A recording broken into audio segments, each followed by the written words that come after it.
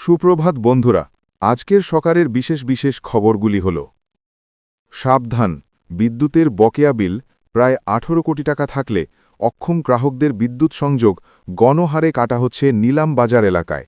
বিদ্যুৎ পর্ষদ কর্তৃপক্ষ জানিয়েছে, বকেয়া বিল পরিশোধ না করলে যে কোনো সময় গ্রাহকের লাইন কেটে দেওয়া হবে। বিহারের দ্বিতীয় তথা শেষ দফার ভোটের দিন আরোরিয়াতে এক বুথের সামনে বিজেপি ও কংগ্রেস সমর্থকদের মধ্যে হাতাহাতি হয়।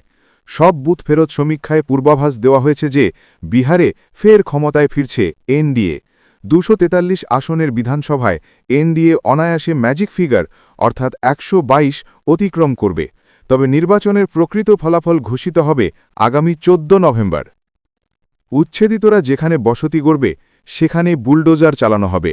উচ্ছেদ থেকে রক্ষা পেতেই মিয়ারা জুবিনের নকল সমর্থক হয়েছে বলে মুখ্যমন্ত্রী হেমন্ত বিশ্ব শর্মা দাবি করেন। অরুণোদয় প্রকল্পের জন্যই মহিলাদের সম্মান বেড়েছে। মুখ্যমন্ত্রী রাহা বিধানসভা কেন্দ্রে মহিলা উদ্যমিতা প্রকল্পের 10,000 টাকার চেক বিতরণের সূচনা করে এই মন্তব্য করেন। দিল্লি বিস্ফোরণের পর সোশ্যাল মিডিয়ায় সন্ত্রাসকে মহিমান্বিত করলে কঠোর ব্যবস্থা নেওয়া হবে। মুখ্যমন্ত্রী বলেন, যদি কেউ অন্যের মৃত্যুর খবরে আনন্দ পায় তবে সে সন্ত্রাসকে সমর্থন করছে। ডিজিপিকে এদের খুঁজে বের করার নির্দেশ দেওয়া হয়েছে।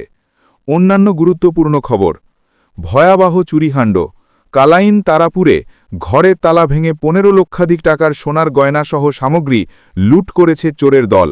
ঘটনার তদন্তে পুলিশ স্নিফার ডগ না নালেও কোনো ক্লু মেলেনি।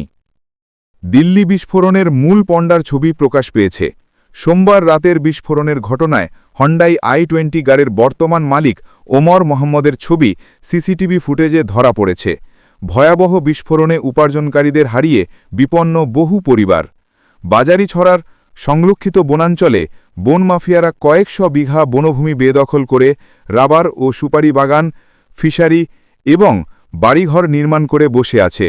অবৈধ বেদখলকারীদের বিরুদ্ধে উচ্ছেদ অভিযান চালানোর জন্য স্থানীয়রা মুখ্যমন্ত্রীর উদ্দেশ্যে স্মারকলিপি প্রেরণ করেছেন। আধার কার্ড নিয়ে সাধারণ মানুষের ভোগান্তি কমাতে unique identification authority of India UIDAI নতুন অ্যাপ ই-আধার আনেছে। এর মাধ্যমে স্মার্টফোনেই ডিজিটাল আধার কার্ড রাখা যাবে এবং কার্ড হারিয়ে গেলে আর থানা পুলিশে ছোটাছুটি করতে হবে না। রাজ্য সরকারের সর্বোচ্চ অসামরিক পুরস্কার অসম বৈভব, অসম সৌরভ এবং অসম গৌরব নামক হাইয়েস্ট সিভিলিয়ান অ্যাওয়ার্ডের জন্য পোর্টালের মাধ্যমে দরখাস্ত জমা শুরু হয়েছে, যা আগামী 21 নভেম্বর পর্যন্ত জমা দেওয়া যাবে। বদরপুর ঘাট রেল ক্রসিংয়ের যানজট এড়াতে বদরপুর ঘাট থেকে 5 গ্রাম পর্যন্ত রেল রুট পরিবর্তনের দাবি জানিয়ে স্থানীয় বিজেপি নেতা সুরজ সেন 2 সাংসদের দ্বারস্থ হয়েছেন।